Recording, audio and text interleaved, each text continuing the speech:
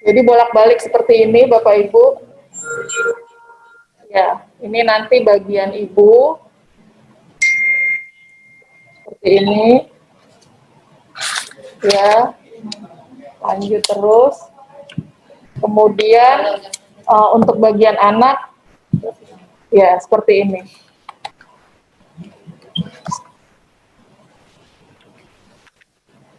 Ya, bisa, sudah bisa di YouTube? Ya. Oke. Ya, nanti akan diterangkan selanjutnya. Ya, demikian Bapak Ibu yang akan diagendakan pada hari ini. Dan evaluasi buku KIA dievaluasi melalui Riskesdas antara lain yang diselenggarakan survei dari Litbang kepada responden masyarakat dari 2010, kemudian Riskesdas 2013 dan Riskesdas 2018 cukup mengalami peningkatan. Demikian Bapak Ibu yang dapat sampaikan. Apakah bisa kami lanjutkan Bapak Ibu? Sudah Bapak Ibu sekalian. Baik, Assalamualaikum warahmatullahi wabarakatuh. Selamat pagi, salam sejahtera Bapak Ibu semua. Sangat berbahagia pada pagi hari ini kita mempunyai suatu agenda, yaitu mengenal buku KIA yang baru. Buku KIA yang baru telah disampaikan oleh Dr. Diah tadi. Tampilannya ada dua cover. Pertama untuk ibu, kemudian dibalik untuk anak. Saya aja kagok waktu pertama nyari-nyari mana ini pencatatan ANC. Ternyata saya bolak-baliknya cover yang untuk anak. Jadi Bapak Ibu, perubahan buku KIA adalah covernya menjadi dua. Namun sebelum saya menyampaikan tentang perubahan buku KIA untuk kesehatan ibu atau maternal, izinkan saya untuk menyampaikan bahwa buku KIA ini adalah sesuatu aset yang sangat berharga bagi kita, tenaga kesehatan, bagi keluarga, bahkan bagi negara ini. Karena disinilah awal mulai kita mencetak seorang manusia, mulai kehamilan sampai balita yang tumbuh kembangnya sangat ditentukan. Jadi Bapak Ibu sekalian, buku KIA ini jangan kita sia-siakan. Karena berbagai evaluasi yang ada dan juga perkembangan program, maka buku KIA tahun 2020 banyak sekali perubahan dan adaptasi juga dari rekomendasi profesi, WHO maupun lintas program, serta untuk sistem pembiayaan.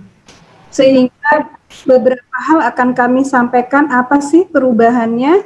Baik, mohon di share screen.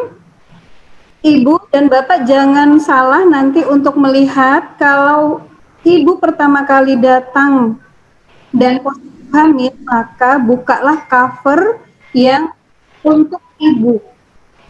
Bulat-bulatannya warnanya kuning atau bagian Ibu. Di baliknya baru bagian anak. Ini untuk memudahkan mencari halaman yang dibutuhkan. Belum slide kedua ya? Iya, baik.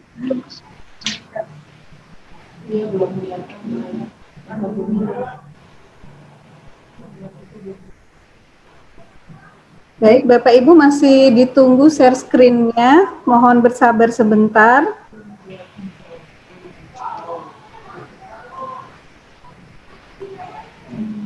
Kalau begitu saya izin share dari sini.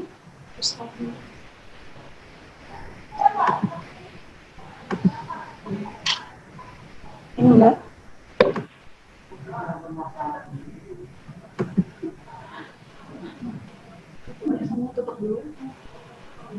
Bisa. Okay. Sudah terlihat share screen? Ya, baik. Bapak Ibu tolong di slideshow, Mas Torik. Oh, saya yang slideshow. Saya kira dari sana berhasilnya. Ya, baik Bapak Ibu tolong diperhatikan. Buku KIA berwajah dua, satu bagian ibu dan satu bagian anak. Jadi kalau untuk ibu kita buka yang bagian ibu dari awal. Di sana ditambahkan kolom identitas buku KIA untuk mempermudah manajemen logistik. Tanggal diberikannya buku KIA dan nomor buku KIA sesuai dengan manajemen logistik di Fasiankes. Misalnya ini ibu hamil yang ke-147 atau bagaimana, itu ada pencatatannya di cover depan. Selanjutnya ada daftar isi. Sebelumnya ada versi yang 2015, namun sekarang kita rubah tampilan dari daftar isi yang memuat bagian ibu terdapat di cover ibu, dan daftar isi yang memuat bagian anak juga ya di daftar isi tersebut nanti bisa dilihat di bagian anak. Dan di sini ditambahkan dengan jelas apa peran dari ibu dan keluarga, apa peran kader, peran guru PAUD atau TKRA untuk anak, dan peran tenaga kesehatan. Kalau untuk bagian ibu adalah peran ibu, keluarga, peran kader, dan peran tenaga kesehatan. Kita masuk ke bagian ibu. Mohon diperhatikan. Nah, di bagian ibu di versi 2015 adalah identitas yang tercantum di kotak warna orange. Di 2020 boleh dong yang suka selfie bisa ditaruh fotonya di sini, tapi mesti dicetak atau di print dulu ya, ditempelin di sini, atau foto bareng suami. Pokoknya bisa ditempelin foto ibu. Kemudian diisi nama lengkap ibu, suami, serta nomor induk kependudukan. Nanti ada pertanyaan, kalau suaminya nggak jelas atau bagaimana, ya nggak usah diisi berarti ya. Tapi di sini ada nama suami. Kemudian ada kolom pembiayaan. Dari mana? Bapak Ibu sekalian, sering sekali konsultasi datang ke kami, ibunya sudah perdarahan, kejang-kejang, sudah dirujuk ke rumah sakit, baru bingung, ini bisa nggak Bu pakai ini pembiayaannya, bisa nggak pakai itu. Harusnya begitu ketahuan hamil, pembiayaannya sudah disiapkan.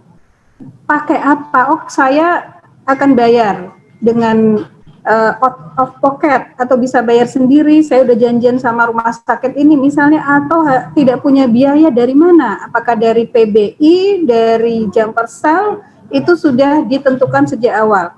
Kemudian di situ juga dicantumkan golongan darah, tempat tanggal lahir, pendidikan, pekerjaan, alamat rumah, telepon, dan puskesmas tempat domisili. Jadi yang bertanggung jawab untuk ibu ini adalah puskesmas wilayah domisili si ibu. Selanjutnya, ini hal yang baru Bapak Ibu sekalian, ada lembaran untuk evaluasi sejak ANC sampai dengan postnatal care.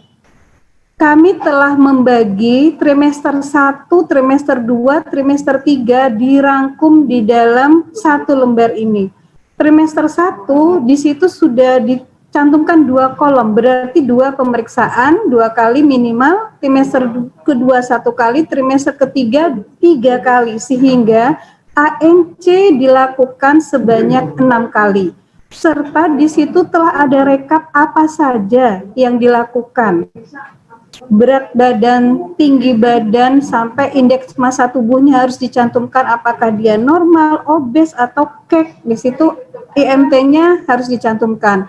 10T di sini dimasukkan. Selama ini buku KIA sudah diperiksa sih, 10T-nya udah dicatat, tapi siapa yang memastikan ini sudah lengkap belum ya 10T-nya. Sedangkan di kolom ini kita sudah bisa lihat apakah sudah terpenuhi atau belum. Kapan akan diperiksa golongan darah? Apakah setiap kali periksa 6 kali harus diperiksa terus? Enggak. Itu nanti ada di dalam buku ANC terpadu revisi. Di situ juga sudah 6 kali mana yang mesti diisi. Kalau tidak, jadwal pemeriksaannya tidak diisi. Seperti protein urin itu dilakukan pada trimester 2, berarti trimester pertama tidak diisi. Dan juga screening untuk triple eliminasi, PPIA untuk hepatitis, HIV, dan sifilis, di situ diisi.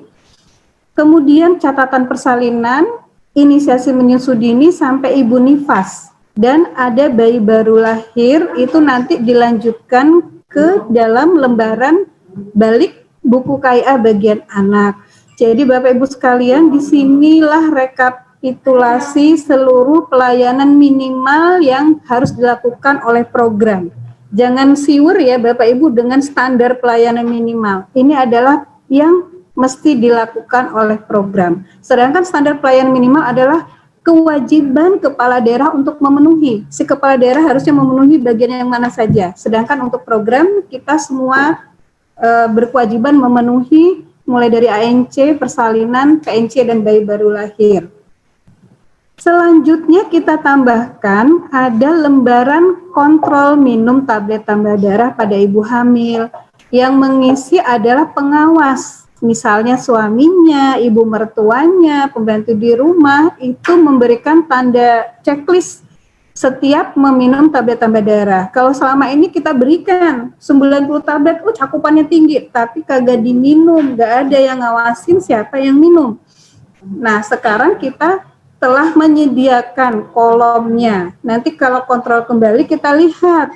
Dan ini kita mohon kejujuran si ibu hamil dan juga pengawas, apakah diminum atau tidak.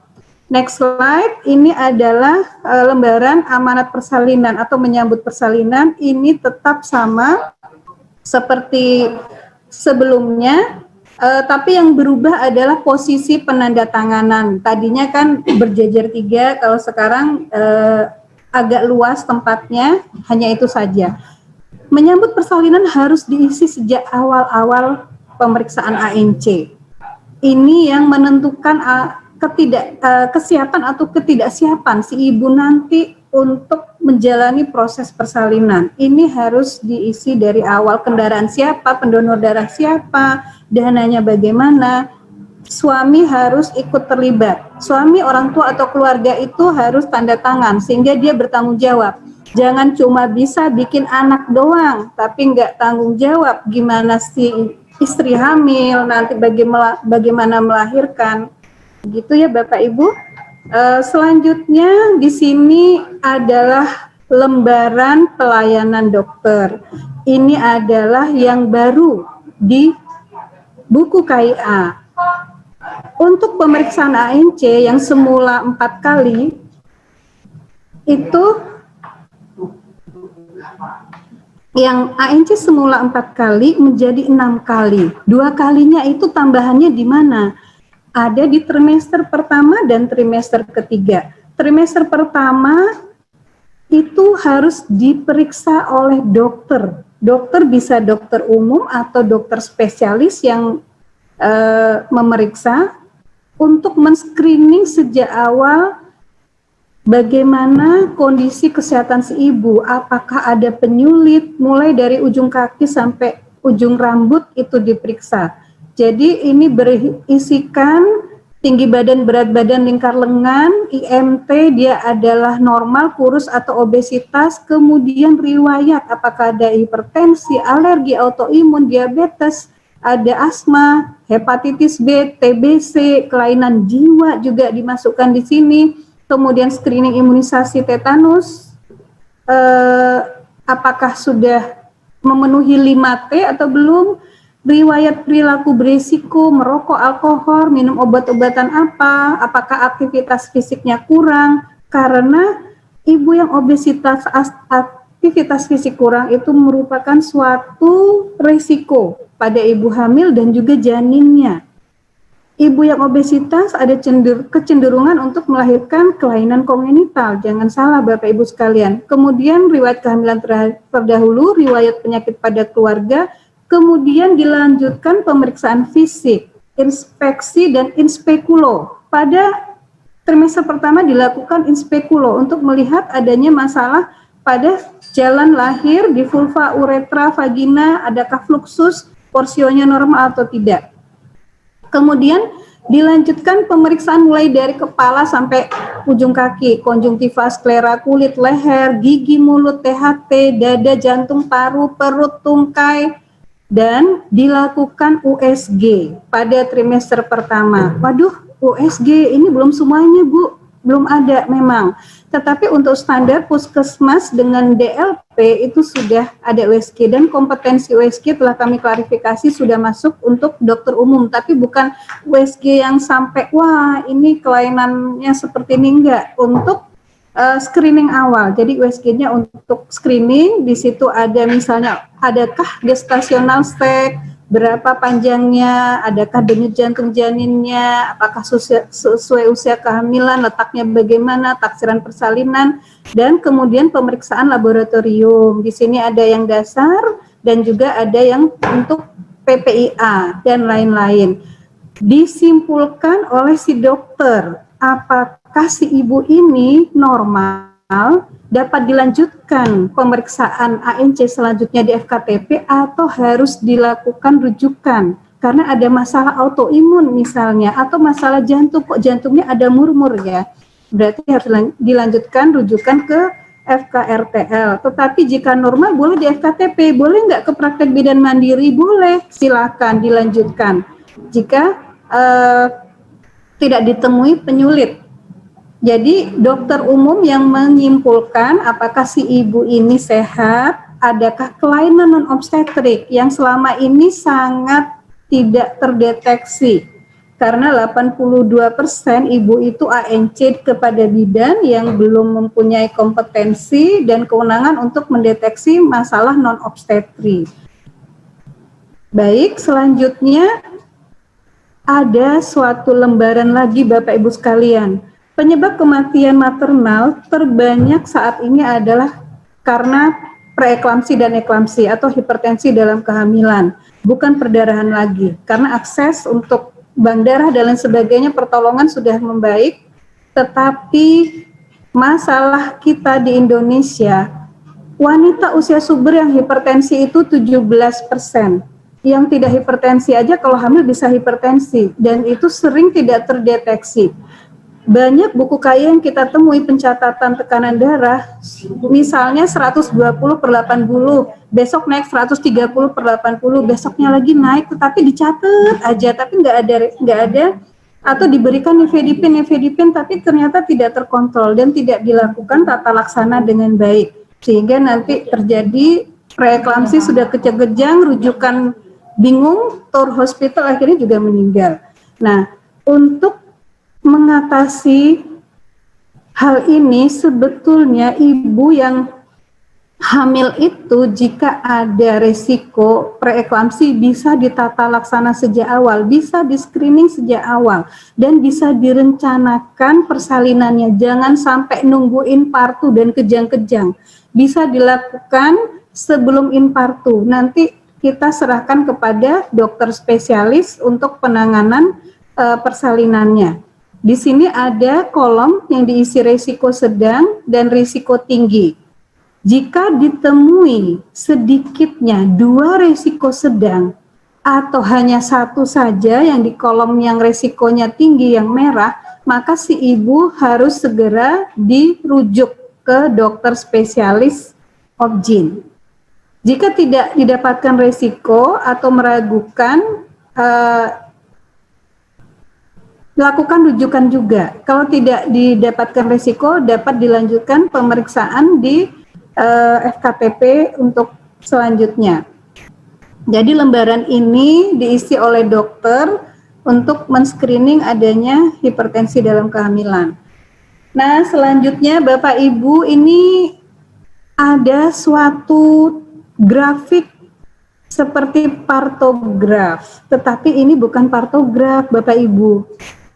Sebelumnya pencatatan dilakukan berbentuk kolom, sehingga kita tidak mengetahui apakah nilai tersebut normal atau tidak. Misalnya tekanan darah, denyut jantung janin, tinggi fundus uteri, sekian senti kenaikannya, itu normal atau tidak ya? Sehingga kita tidak dapat menganalisis secara cepat.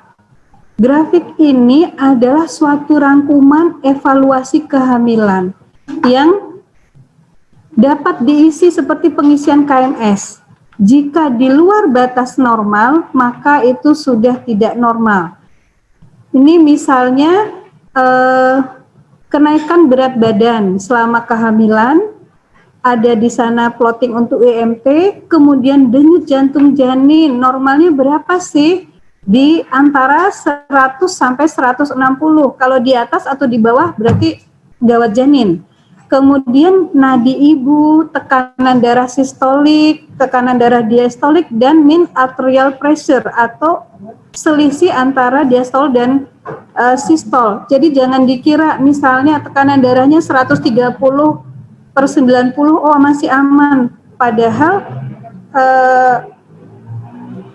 sebetulnya itu sudah tidak aman lagi karena ada kenaikan yang membahayakan. Mungkin nanti Prof. Ovi yang akan membahas hal ini dapat menjelaskan lebih jelas lagi, lebih terperinci mengenai hal ini.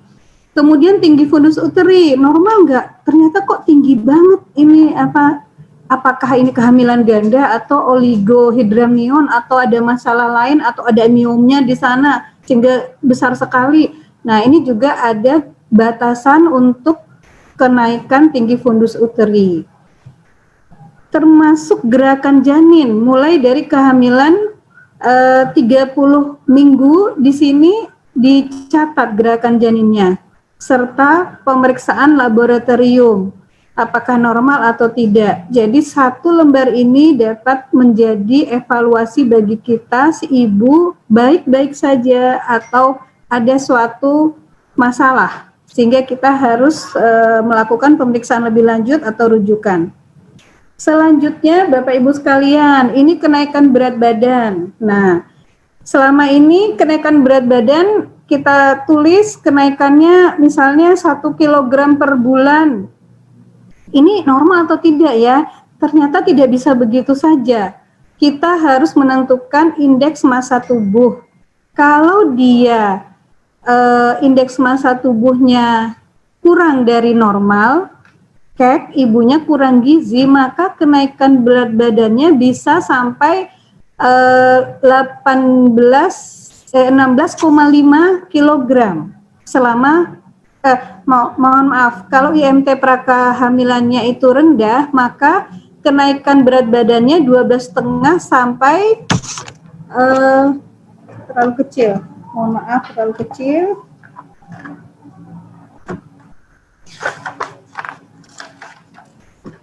Sampai 18 kg.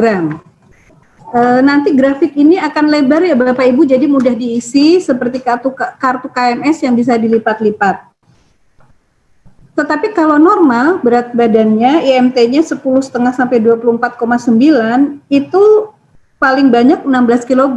Jadi dianjurkan 11,5 sampai 16. Itu ditandai dengan warna yang pink. Tetapi kalau sudah obes dari mulai awal kehamilan, IMT-nya lebih dari 30, dia nggak boleh banyak-banyak kenaikannya, hanya 5 sampai 9, yaitu grafik yang diwarnai hijau. Kalau dia mudah melebihi dari grafik tersebut, area yang hijau itu sudah warning, tidak boleh tambah berat badan terlalu banyak. Jadi ini tambahan di buku KIA.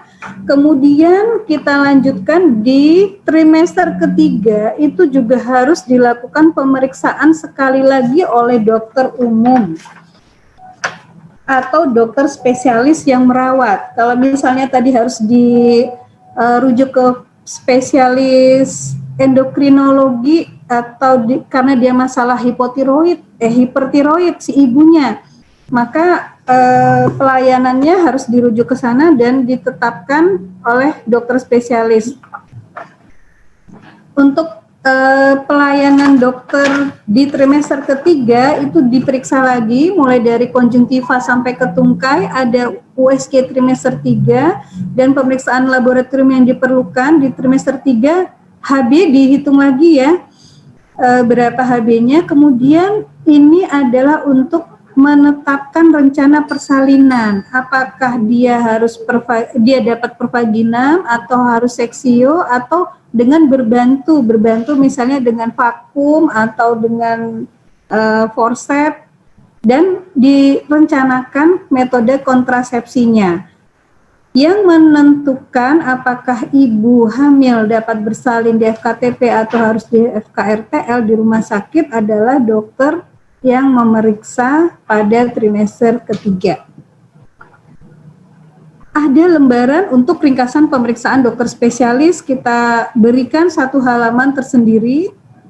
Kemudian saat persalinan, di sini kita buat ringkasan persalinannya sampai kondisi bayi saat lahir. Jadi tinggal dicontreng, dan pelayanan bayi saat lahir itu juga disebutkan di sini, IMD, vitamin K, salep mata, antibiotik, imunisasi HB0.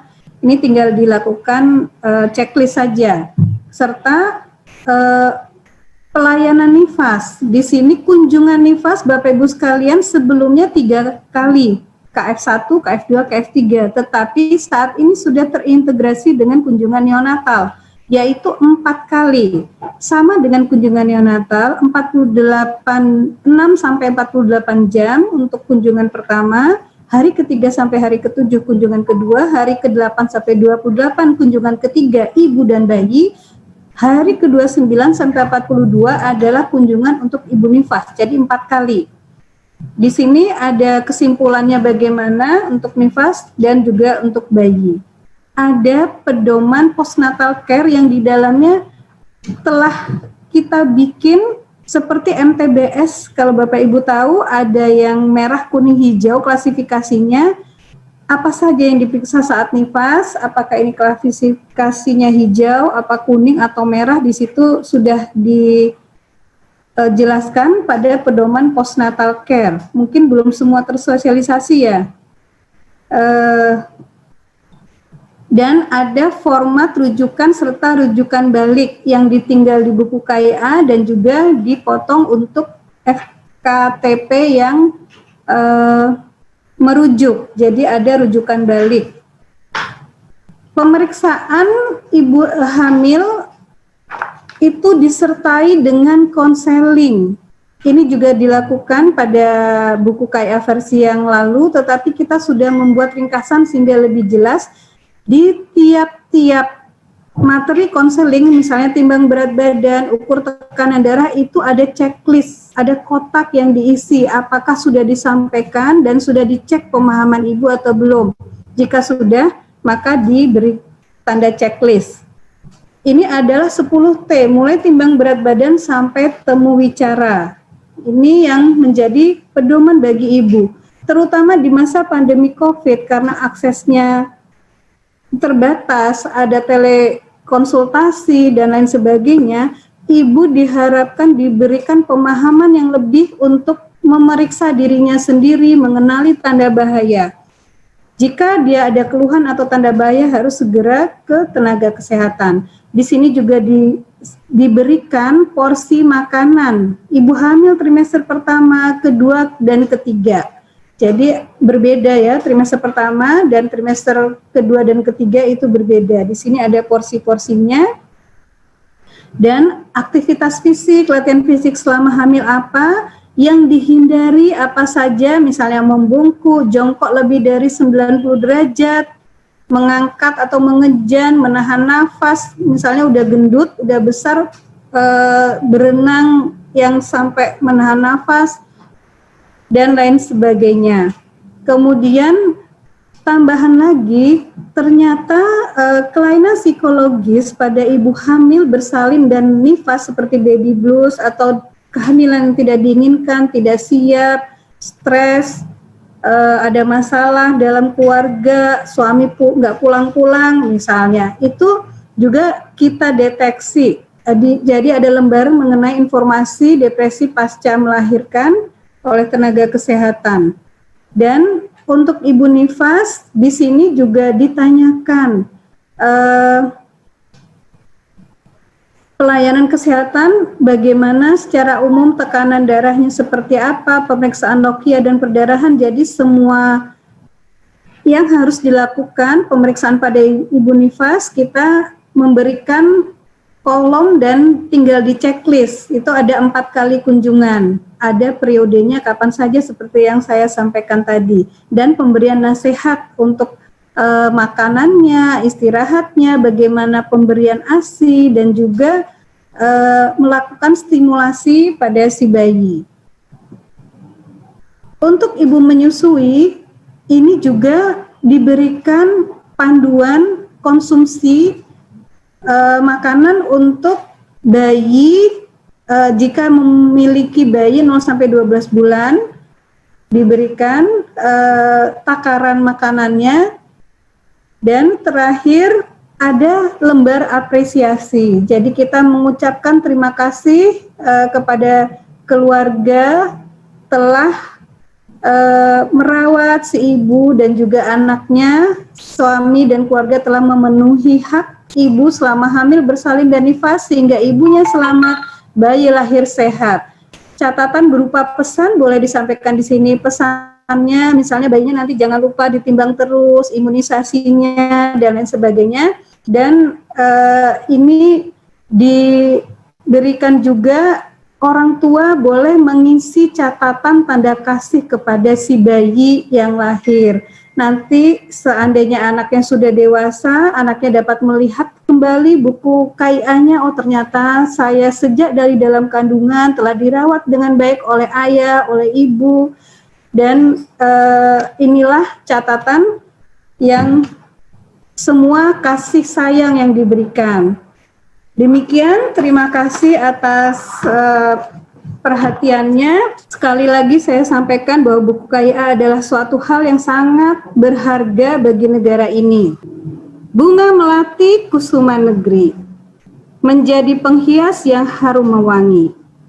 Jika buku KIA dimanfaatkan sejak dini, generasi berkualitas akan memajukan bangsa ini. Demikian, terima kasih.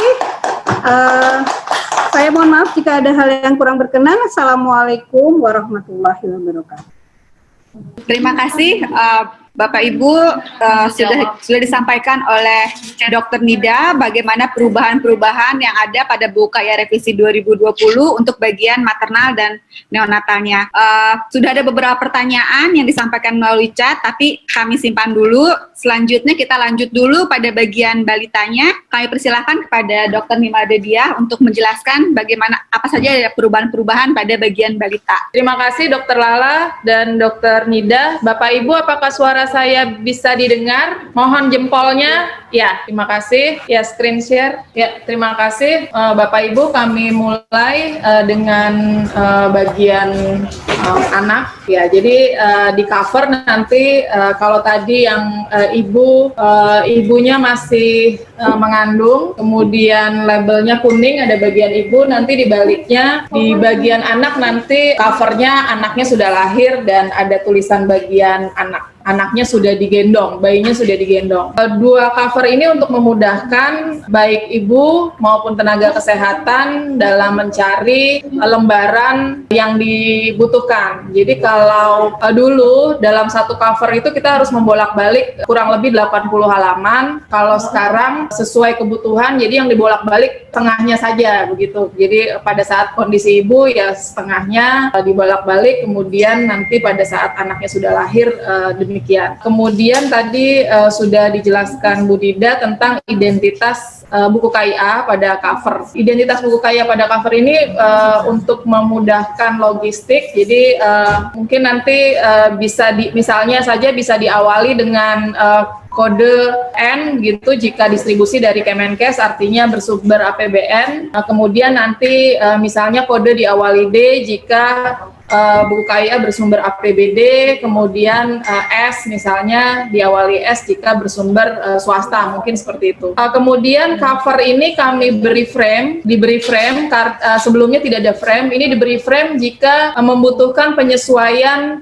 memudahkan spek gitu, jika membutuhkan penyesuaian gambar, misalnya mau menempel foto atau ada yang mau mencetak tetapi butuh menempelkan identitas seperti itu untuk memudahkan spek frame ini. Tadi disampaikan juga Bu Nida, jadi petunjuk penggunaan di sini perubahannya adalah disampaikan peran dari keluarga, masyarakat itu ditandai warna kuning, kemudian tenaga kesehatan hijau. Jadi kalau di bagian ibu nanti di petunjuk penggunaan perannya adalah ibu, keluarga, kemudian kader tenaga kesehatan, di bagian anak ditambah guru PAUD atau TK atau RA.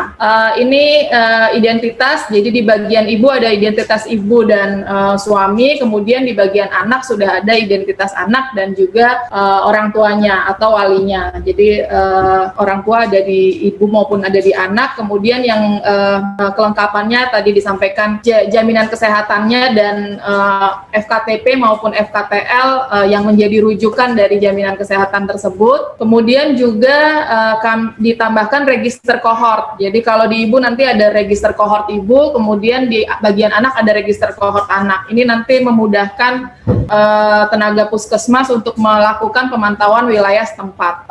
Ini kelengkapan pelayanan, jadi pernyataan ibu, jadi ringkasan dari pencatatan di belakangnya, di mana di sini halaman ini untuk membantu mengupayakan peningkatan peran dari keluarga. Jadi keluarga atau ibu akan mengisi tanggal kunjungan gitu, kemudian nanti petugas kesehatan juga dapat meningkatkan pemenuhan pelayanan kesehatan yang seharusnya diberikan baik kepada ibu maupun anak. Ini di bagian anak memang agak penuh karena di sini ada 6 tahun. Jadi kalau kolom yang paling atas ini adalah neonatus. Neonatus itu nanti ada 4 kolom. Jadi ada pelayanan sebelum 6 jam, kemudian kolom kedua KN1, KN2 dan KN3.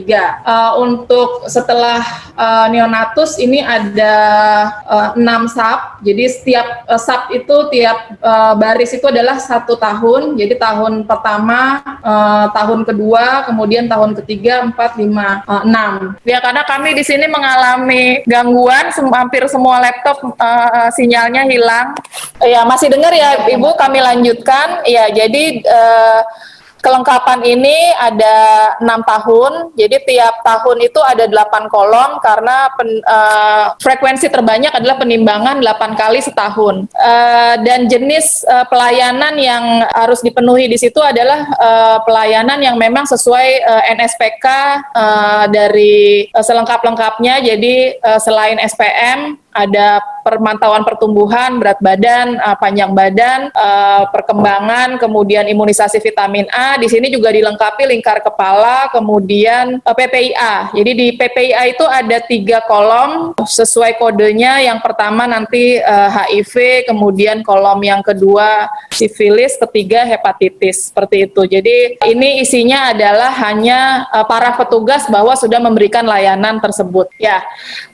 Kemudian keterangan lahir ini kurang lebih sama dengan versi 2015, tetapi ada satu tambahan di balik halaman keterangan lahir dari lembar yang akan diberikan ke catatan sipil. Di situ ada pengesahan dari fasilitas kesehatan yang menolong kelahiran. Ya, kemudian ini juga halaman baru Bapak Ibu, di mana di sini ada keterangan riwayat kelahiran. Jadi ini informasinya bisa diambil dari keterangan lahir di bagian ibu yang sudah diisi sebelumnya. Dan ada ruang untuk meletakkan cap kaki dari bayi. Jadi buku ini bisa lebih personal untuk diwariskan kepada anak dari yang dilahirkan. Lanjut saja. Ya, untuk pelayanan neonatus semula di 2015 adalah salinan dari algoritma MTBS. Di 2020 ini kita ringkas, jadi tidak buku KIA bukan sebagai rekam medis begitu, namun tetap ada pencatatan berupa resume dari hasil pelayanan. Jadi yang di highlight saja pelayanan-pelayanan esensial yang apakah sudah dipenuhi atau belum, ini yang masuk dalam buku KIA. Dan di catatan pelayanan neonatus ini ditambahkan satu kolom, yaitu sebelum KN1. Jadi sebelum 6 jam ada pencatatannya, kemudian KN1, KN2, dan KN3. Imunisasi ini mendapat tambahan halaman di mana di sini ada updating pencatatan, ditambahkan nomor batch dari vaksin. Jadi untuk memudahkan penelusuran KIPI, kejadian ikutan pasca imunisasi, seperti itu. Dan imunisasi dasar lengkap maupun imunisasi lanjutan ini dalam satu kesatuan matriks. Sebelumnya terpisah, sekarang satu kesatuan matriks. Lanjut saja. Kemudian pelayanan SDDTK. Pelayanan SDDTK semula 2 halaman, sekarang juga 2 halaman, namun perbedaannya adalah di versi 2020 ini kita di buku KIA ini menggambarkan sekuensial dari pemantauan perkembangan. Jadi bahwa instrumen itu sangat valid untuk dipakai memantau perkembangan anak. Secara rutin dilakukan stimulasi perkembangan seperti dalam buku KIA, kemudian dipantau dengan checklist yang ada di situ. Sebenarnya tidak perlu lagi untuk melakukan rujukan seperti itu. Kemudian di SDDTK, di sini pelayanan SDDTK jika di dalam buku KIA nanti ditemukan masalah atau pada waktu-waktu tertentu sesuai instrumen SDDTK. Jadi instrumen SDDTK itu mulai dari 3 bulan, kemudian 6 bulan, 9 bulan, seperti itu. Sehingga halaman SDDTK ini merupakan satu kesatuan sekuensial dari pemantauan perkembangan di tingkat surveillance, yaitu buku KIA, kemudian di tingkat pra-screening, yaitu KPSP atau SDDTK di Puskesmas. Kemudian di catatan SDDTK Puskesmas ini dilengkapi dengan tindakan. Dulu tidak ada kolom tindakan, sekarang dilengkapi kolom tindakan, bisa diisi dengan apakah stimulasi di rumah 2 minggu, kemudian apakah diintervensi atau apakah dirujuk, seperti itu. Kemudian juga dilengkapi kolom kunjungan kembali. Jadi ibu mendapat notifikasi kapan harus kembali lagi untuk memeriksakan perkembangan anaknya. Lanjut saja. Ya, untuk catatan PMBA, vitamin A dan obat cacing secara prinsip tidak ada perubahan, tetapi updating layout saja. Kemudian KMS ini ada perubahan. KMS ada perubahan ini dari lintas program gizi, di mana notifikasi, lanjut aja Mas, klik lagi satu kali lagi ya, di mana notifikasi untuk rujuk ke petugas kesehatan. Jadi KMS memang diperuntukkan bagi kader, bagi kader yang membantu. Kemudian dahulu di versi 2015 dirujuk jika di bawah BGM, tetapi di 2020 BGM-nya ada updating. Kalau dulu BGM itu garis merahnya adalah garis terbawah, sekarang garis merahnya satu garis di atas garis terbawah, sehingga lebih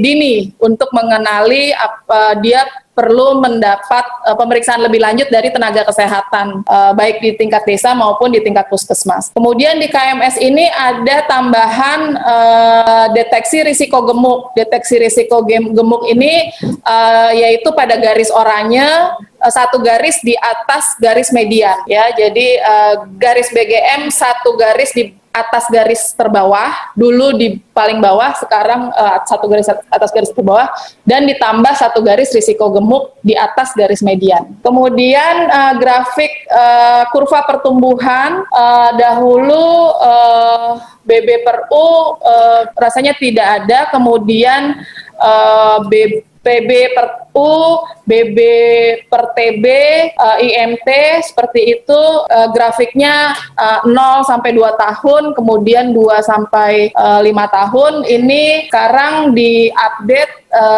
mengambil grafik WHO juga, grafik yang sama, namun grafiknya 0 sampai 5 tahun, sehingga cukup menghemat lembaran seperti itu. Tetapi prinsipnya kurva pertumbuhannya sama-sama kurva WHO, dan dilengkapi juga dengan kurva BB per U. Ini nanti bisa dipakai buat tenaga kesehatan, bahkan oleh dokter maupun dokter spesialis anak. Dan bedanya lagi di sini kami tambahkan notifikasi di bagian bawah, yaitu tenaga kesehatan untuk memplotting hasil pengukuran dan menata laksana sesuai Permenkes standar antropometri anak, karena standar Permenkes tersebut baru lahir memang pada tahun 2020 ya. Kemudian orang tua, kader kesehatan untuk memantau pertumbuhan perkembangan anak sesuai umur. Ya, itu ada notifikasi, itu ada di setiap kurva. Ya, ini kurva BB per U perempuan, jadi diambil kurva yang usianya 0 sampai 5 tahun. Lanjut saja. Ya, ini panjang badan, pertinggi badan, umur 0 sampai 5 tahun, diambil kurva 0 sampai 5 tahun, baik perempuan maupun laki. Lanjut saja. Ya, lanjut. Ini kurva PB per TB, ada 0 sampai 5 tahun, lanjut saja. Ini juga kurva BB per PB untuk anak perempuan, lanjut. Grafik lingkar kepala, dahulu kita menggunakan nail house yang ada dalam pedoman SDDTK, namun buku revisi 2020 ini menggunakan grafik dari WHO. Jadi nanti pedoman SDDTK pun akan direvisi untuk bisa membackup, menindaklanjuti dari buku KIA ini. Di sini juga hadir Ketua UKK Tumbuh Kembang, Dr. Ahmad Suryawan, spesialis anak konsultan. Nanti beliau akan menjelaskan lebih lanjut jika Bapak Ibu perlu informasi yang lebih detail. Lanjut saja. Ini lingkar kepala, jadi berganti dulu nail house, sekarang dengan lingkar kepala WHO. Grafik indeks massa tubuh pakai WHO juga. Lanjut saja. Ya, hanya ditambahkan tadi notifikasi peran tenaga kesehatan dan orang tua. Lanjut saja. Kemudian untuk lembar pencatatan, Bapak Ibu, di sini dahulu ada lembar pencatatan untuk tenaga kesehatan seperti Bapak Ibu lihat di kiri. Sekarang di kanan kami perjelas lembar pencatatan juga, namun disediakan ringkasan pelayanan MTBS. Jadi kalau ada balita sakit, bisa dituangkan ringkasannya buat catatan ibu maupun anak di dalam lembar ini. Kemudian lembar catatan tenaga kesehatan lainnya yaitu ringkasan pelayanan dokter yang tidak menggunakan MTBS, misalnya saja rujukan dari MTBS tersebut. Lanjut saja. Kita masuk ke KIE, Bapak Ibu. Tahun 2015 di KIE tersedia satu lembar informasi kelas ibu. Namun di 2020 kami munculkan di bagian ibu ada kelas ibu hamil, di bagian balita ada kelas ibu balita. Bedanya apa? Karena ibu akan membuka sesuai dengan masanya, periodenya, dan ketika periode anak sudah lahir akan membuka bagian anak, dan di sini kami disampaikan bahwa kelas ibu balita itu tersedia dalam 3 kelompok, materinya juga sudah disampaikan sehingga ibu bisa mengetahui untuk mengikuti kelas ibu balita itu dengan lengkap. Harapan kami bisa melengkapi kelas ibu balita tersebut. Kemudian pola asuh. Dahulu pola asuh itu kurang lebih satu bagian, kemudian bergabung juga dengan disabilitas. Sekarang pola asuh kami perbanyak, di mana pola asuh ini dibagi menjadi 3 rentang usia, yaitu pola asuh bayi baru lahir sampai usia 1,5 tahun, kemudian pola asuh anak 1,5 tahun sampai 3 tahun, dan pola asuh 3 sampai 6 tahun, di mana pola asuh tersebut adalah saran untuk ibu menanamkan perilaku kesehatan, memenuhi kesehatan anak, kemudian juga ada rekomendasi terkait dengan penggunaan gadget. Jadi di sini sudah ada alat permainan yang bagaimana yang seharusnya diberikan, kemudian batasan penggunaan gadget ada di pola asuh ini. Kemudian untuk KIE bayi baru lahir, ada penambahan informasi kondisi neonatal, yaitu kriteria bayi sehat dan tidak sehat, serta ditambahkan ilustrasi perawatan metode kangguru untuk bayi kecil, khusus bayi kecil. Juga ilustrasi tanda bahaya diupdate sehingga kita harapkan keluarga bisa mudah menangkap dan memahami. Lanjut saja. Ini balita usia 0 sampai 59 bulan.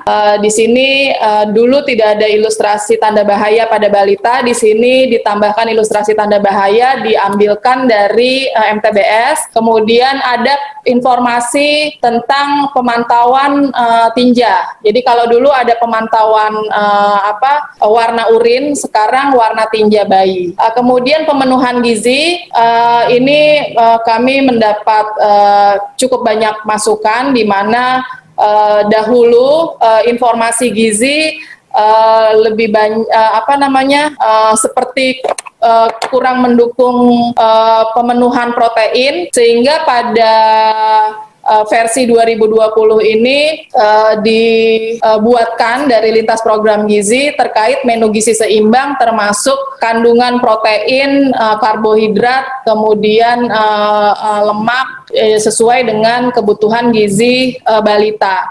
Di sini ditampilkan cara penyiapan MPASI sesuai menu gizi seimbang. Baik teksturnya, perbedaan tekstur, cara menyiapkannya dengan disaring atau dicincang seperti itu, kemudian cara membuat alternatif dari bahan mentah maupun alternatif dari bahan keluarga yang sudah matang. Demikian juga kudapan diberikan contoh, tidak hanya bersumber nabati saja, tetapi kudapan yang juga bersumber protein hewani. Ya, dengan demikian semoga contoh MPASI ini bisa mendukung upaya penurunan stunting. Kemudian untuk perawatan bayi anak, dahulu itu kurang lebih eksklusif, gizi sendiri, kemudian perkembangan sendiri. Sekarang ini di 2020, dalam satu kelompok umur, ketika ibu punya anak usia 3 bulan, ibu melihat halaman 3 bulan tersebut, ibu akan diberikan informasi yang lengkap, yaitu mulai dari perilaku cuci tangan, kemudian gizinya 3 bulan itu harus ASI eksklusif, kemudian 3 bulan itu stimulasi perkembangannya apa saja yang bisa dilakukan ibu. Kemudian untuk mendeteksi perkembangan, apakah bayi 3 bulan sudah menyelesaikan tugas perkembangannya, itu ada checklistnya.